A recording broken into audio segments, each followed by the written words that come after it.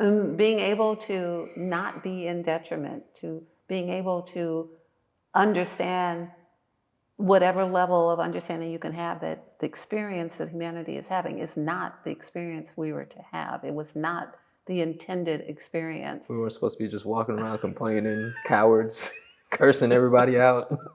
You ain't nothing. Like, it's supposed to be so much greater, right? And every time we say something like what you just said, we ain't nothing, you get to mirror that. Mm-hmm.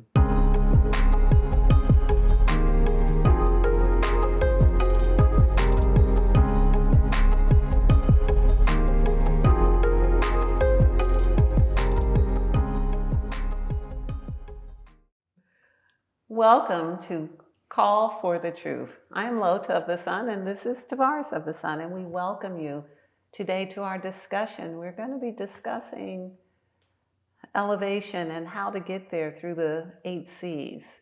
But before we begin, Tarvars, will you bring us into the Call for Truth? Most certainly, and we encourage you all who are tuning in, join us in calling forth this frequency of truth. Shall we call forth the frequency of truth? Should we call to see the truth in all that we see? Should we call to hear the truth in all that we hear? Should we call to speak the truth, calling forth the courage to speak the truth? Should we call forth nothing less than the truth to come forward into our experience? Now that we are in the truth, we encourage you all, like, subscribe, hit that bell notification, and continue calling for the truth with us. We are in the time of truth, and speaking of truth, the lie is the 8 C's. And for those who may not be aware, this is something that it's been a core concept within of the Sun to monitor our thoughts for these.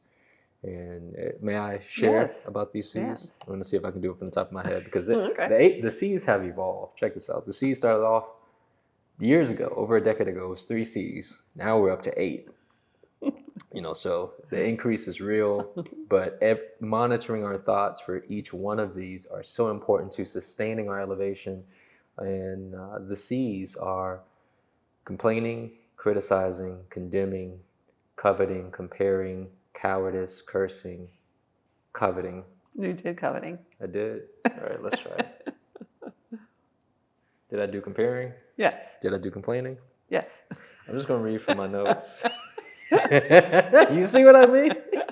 Condemning, criticizing, complaining, competition, coveting, comparing, cowardice, cursing. You hit miss competition. Okay, all right. Which is, competition in of itself is wow. But anywho, where would you like to kick off with these C's? Well, one of the things that's been showing up in my with my clients is the idea of using judgment to make themselves virtuous when they think someone else did something. So to justify their actions of, well, I'm not going to see them, or I'm not going to talk to them because I'm in judgment about something that I think they may have done, or possibly they did, or I actually even saw them do a decade, 2 decades ago. So I'm going to raise myself up into this fictitious level of virtuosity, and I will not speak with them because they did such and such. So that's been coming up a lot in my experience with my clients, and I would like to share what I share with them. What I share with them is, it is not virtuous to hold someone to a sin you think they committed previously so that you can justify your not loving them now.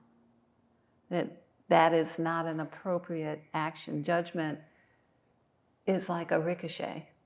It's like a boomerang. You throw out that judgment and it comes back and hits you in the head.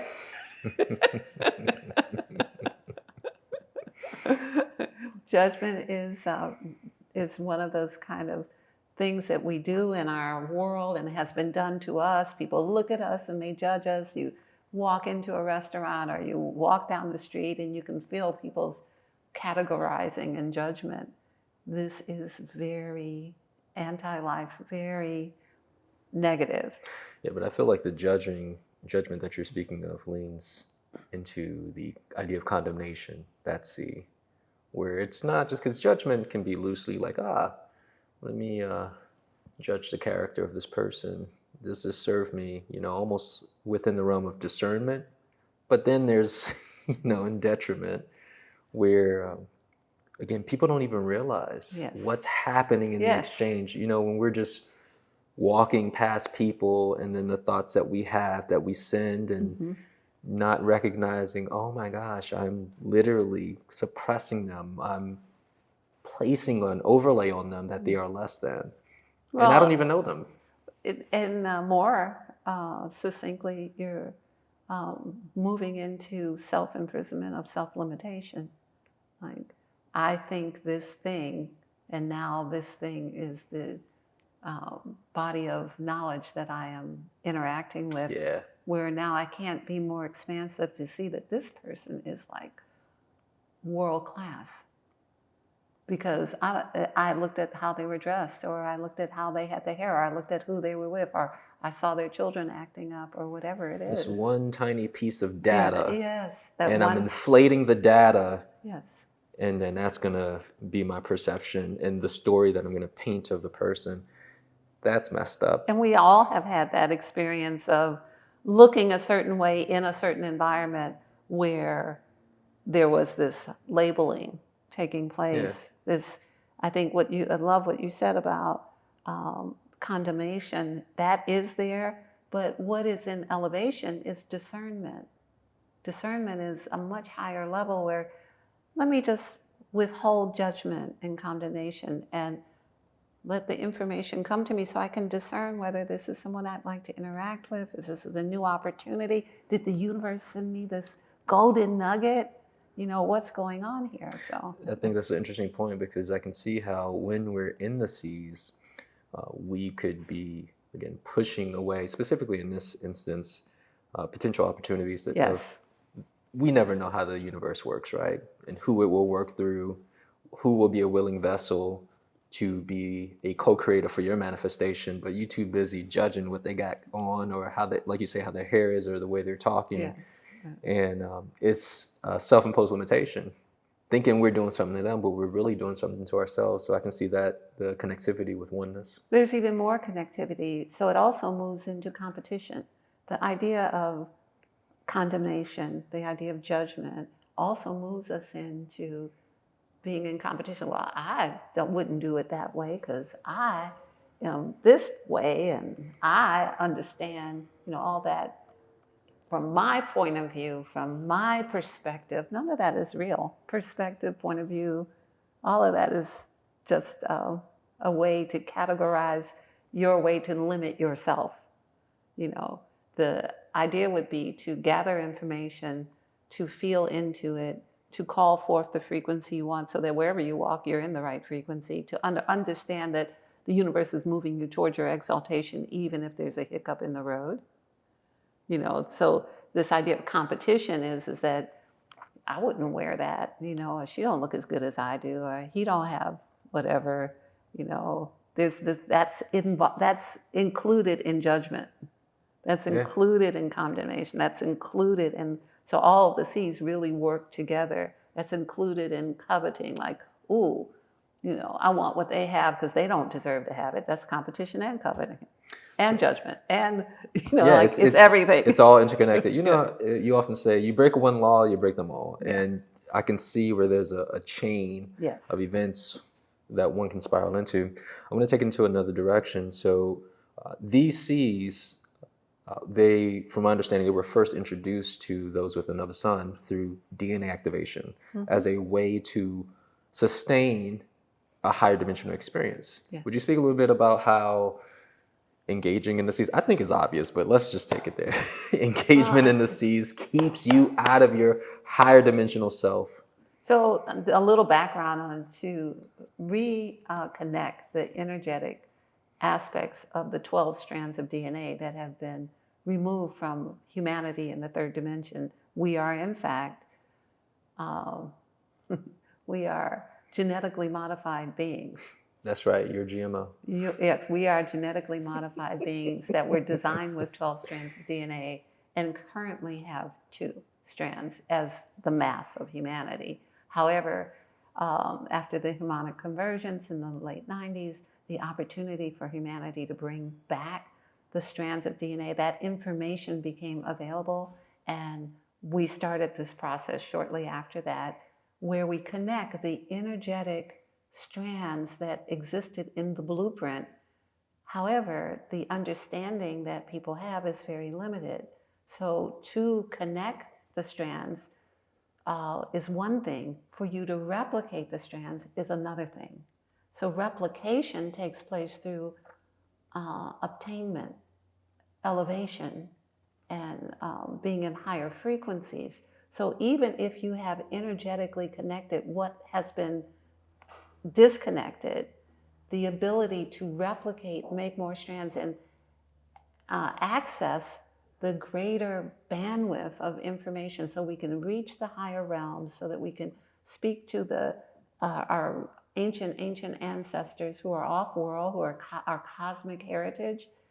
Where we are with 2 strands of DNA is we are able to dial on the radio all the ones that have been through the same 2-strand process. We can talk to people who are 2-strand, and we can talk to the best of the 2-stranders, but we can't talk to the 12-stranders that were really the ones who had everything to do with our beingness on Earth at this time, and the ones who hold the ancient knowledge, because only 30% of the information that that's available to us is coming through the 2 strands. So think of it as we've got now a broadband antenna with the 12 strands, but we can't use the dial unless we elevate above the conversation that's had at 2 strands with our those who have walked the earth plane and from the 3rd to the 8th dimension.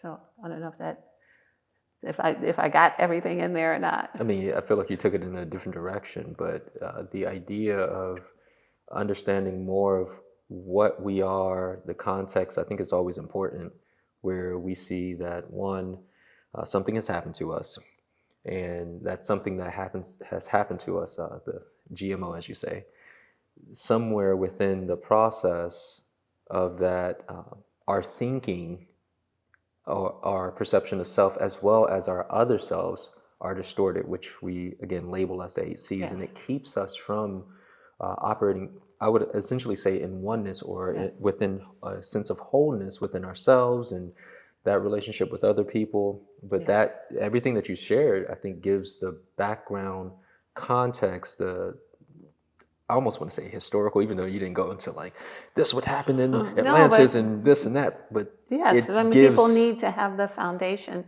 I'd like to share that the thing that we have been distorted from is courage, confidence, and abundance. So all of the C's in every way take us from courage, confidence, and abundance. And that's how we know it's in detriment, because the original blueprint was one where we were courageous. We were confident. We had the abundance of all that is available on this planet and beyond. So again, I'm still attempting to answer the idea, but it is the C's that let us know if we find ourselves in coveting, if we find ourselves in criticism, if we find ourselves cursing people out, we're in lack. We're not, in abundance. We're not. We're in some level of detriment from the original plan that was conceived in us being established in truth. The truth is we should have courage, confidence, and abundance. Anything else takes away from that. So to hold the connection that's made in the DNA connection, it's essential that we raise ourselves up above those things that are lack and limitation. That we have the ability, because our blueprint is divine and has in it all of that. If you're a conscious investor looking to make a difference, you need to hear about Aluca Gold. Because doing good and doing well isn't just a dream, it's our promise. Let's face it, everyone wants their money to work harder. But what if your gold investment could do double duty? Aluca Gold is more than just precious metal. We're committed to ethical sourcing and total transparency, so you know exactly where your gold comes from and who it helps. Every ounce you invest helps support real miners and their communities with humanitarian projects and fair wages. That's not just good business, it's good for the world. You get solid, physical gold. plus the pride of knowing your investment brings hope and opportunity to families who need it most. So why settle for ordinary returns when you can spark extraordinary change? Invest with purpose. Invest with Aluca Gold. Do good, do well, and let your gold investment shine brighter than ever. So I know the process sounds so simple when you think about, oh, these C's, but it's such a major key. Yes. And we just had a class recently, and part of the exercise in between classes of the activation was to monitor your thoughts for not all 8, just your top 3. And many of the people who came back were expressing how this was taking place so much more frequently than they thought. Like, oh my gosh, every time my child does this, I'm criticizing them and I'm complaining, and it wouldn't stop. But it's a beautiful thing, right? Because now we know, now we see what we did not see, and we can change it and shift it, which would equate into sustaining that elevation that we say we're seeking. Yes, it's so true. Being able to not be in detriment, to being able to understand whatever level of understanding you can have, that the experience that humanity is having is not the experience we were to have. It was not the intended experience. We weren't supposed to be just walking around complaining, cowards, cursing everybody out. You ain't nothing. Like, it's supposed to be so much greater, right? And every time we say something like what you just said, we ain't nothing, you get to mirror that. Every time you say call somebody out of their name and call them a name that you have attached negative to, because maybe it's a dog, maybe there's nothing wrong with dogs, but you have attached some negative to, automatically will come back to you. Would you explain how is that so through laws and principles? Because again, the person doing or saying the thing, whether it's a complaint or the criticism, the condemning, there is a held perception of, I'm throwing the rock, you know? They don't see simultaneously the rocks being thrown back. They don't see them, what do they call them, electrons at work. The same thing's happening on both ends. There's so many laws that exemplify this, but the simplest is one all of you have already heard. You get what you call for. You calling me names? Let's see, how will that come back to you? It is this idea that the wave goes out into the ocean. Ooh. The tsunami. tsunami. and it joins with all the other drops of water. Yeah. And then you continue sending the wave out into the ocean, and at some point, the wave comes back in. At some point, your home gets flooded. And at some point, it comes back in. So, there's so many, the golden rule, treat people the way you want to be treated. There's so many spiritual tenets, but I really like you get what you call for, because it's not just what you're saying, it's what you're thinking, it's how you're being, it's all the things that you're attributing to another person, all the things that, make you feel however you feel about them. They're yours. You thought it up. Creation is so beneficent, you get to have everything you thought up. It's yours, one way or another. That's, I'd like us to take a moment of silence to marinate on that, because it really gives or puts one into position, at least myself hearing this, into considering what waves am I sending out? What am I broadcasting? You were saying earlier about, we are broadcasting using somewhat of a radio technology type of metaphor or analogy of what's happening in our experiences, what's the mechanics. And I kind of want to take it back to what we were talking about with the C's, where the simplicity of such processes, that's one of the things that I like most about what we do here at Of the Sun, because before I even met you, you said you had done DNA activation several times with other people, and it wouldn't stick, and it's like, all right, your DNA is activated, they wouldn't tell you what to do, all right, go ahead, figure it out. Or they'd say, you got 400 strands of DNA.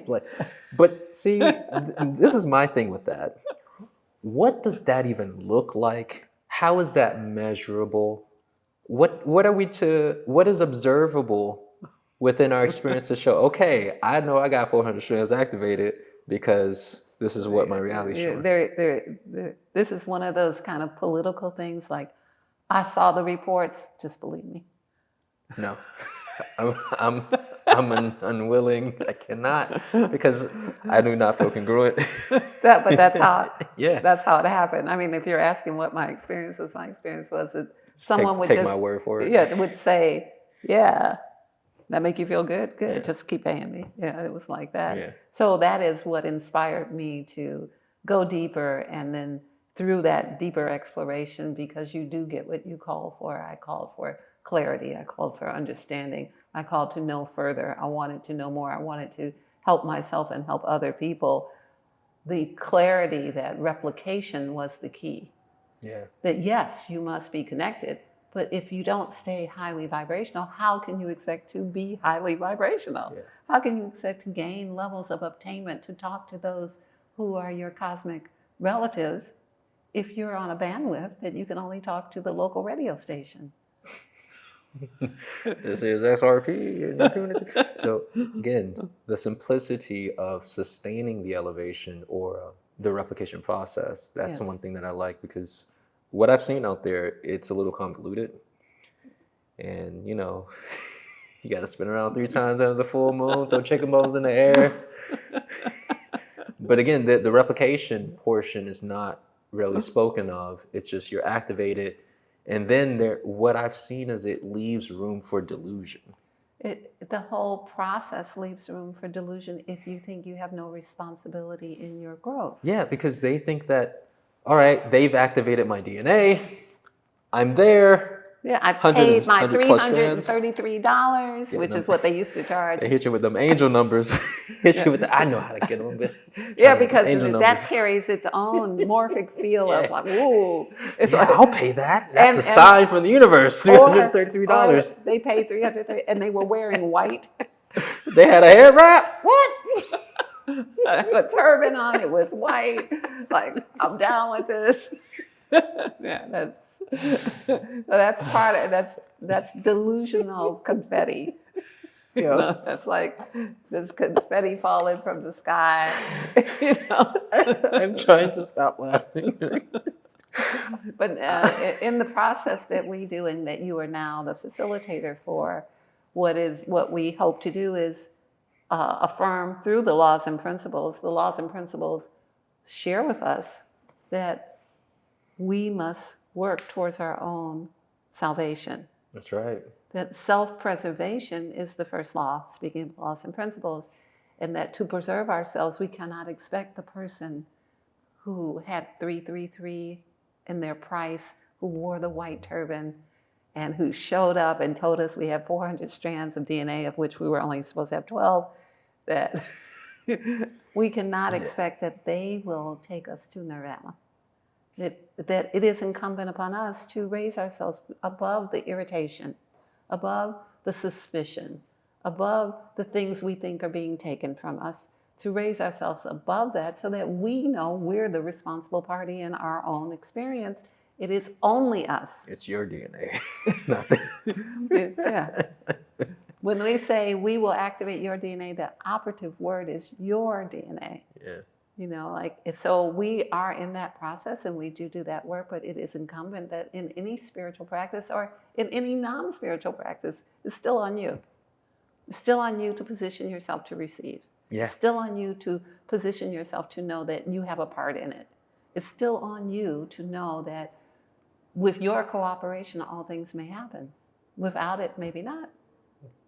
Sounds so universal. Yes. Universal. So, Well, would you like to pull a card today for our topic? Yes, I would. Okay. It's funny because I feel as though we can keep going on and on about this topic, but my invisible watch. I'm asking the cards to share with us the truth that we must hear regarding monitoring our thoughts for the seas as it relates to sustaining our elevation. And the card is? The theme, truth. And this is for the throat chakra. And the maxim reads, "The way will be made for us if we call for the truth." This is so clear. I want to speak just briefly on it because one of my favorite C's to acknowledge and address is the one for competition. And I think about how it's, I'm going to say, stupid or silly to compete when self is self. It's just all one, and it's outside of the universal laws and principles. It literally pops us out. It doesn't, humans, when you look at nature, everything's working together for the most part. Wolves hunt together. They do their thing. Humans, we're fighting each other, killing each other instead of working together, cooperative, where that's how we were designed, versus this GMO modified lie that we're living. So again, I can see where calling for the truth, we would consider to have less or be less competitive with each other. And just a final comment about that is, it is often, I hear people often say that there's crabs in the barrel. People feel like they're pulling other people back down. Every time they try to go forward, their family or friends or their lovers pull them back, and that it would fall into the category of competition. The reality is that your clarity will make way for you. That it doesn't matter, because what is happening is that is your own self-sabotage.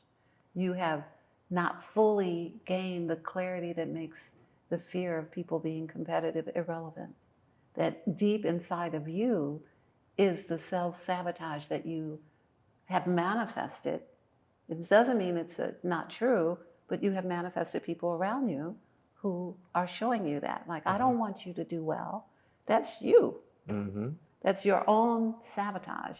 So I hope this has been helpful. We're so glad that you joined us today. We thank you and hope that you will join us again in Lakesh and Veritas with honor, respect, and gratitude.